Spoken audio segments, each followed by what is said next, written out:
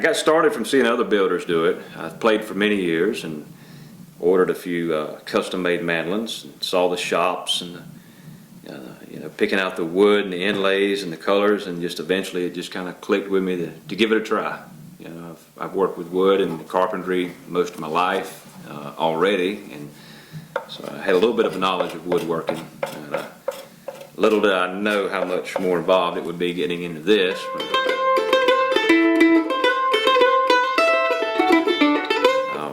I was on a family trip. We went up to Tennessee that year, and in the room that I stayed in, there was an old mandolin in the closet.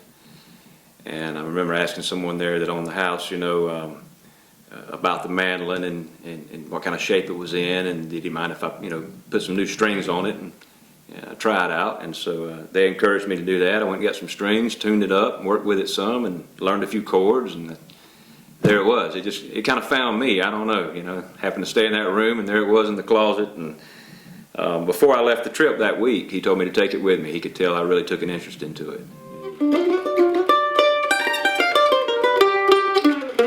This is Carpathian spruce.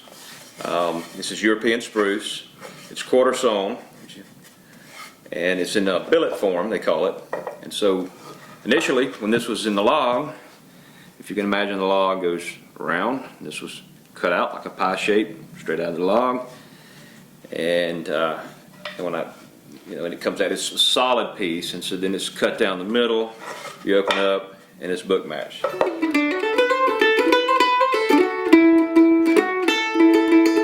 A mandolin is a carved top. It's not a flat top like a guitar, so that top is carved down, and once you have your shape like you want it, depending on A model or F model, whatever you're doing, then you start at the back and you begin to scoop this out almost like a little spoon. So when you see a mandolin, there's your top, and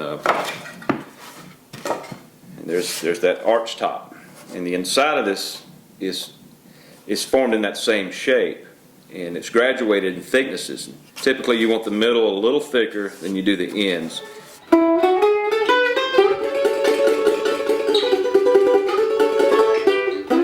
The necks, I do a one-piece neck.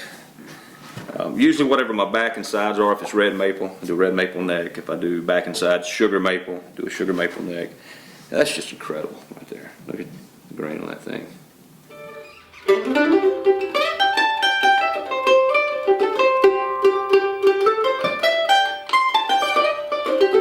It's an addiction. I mean, you get the first one built and you think, well, I pulled it off, but how could this next one be? How could it sound?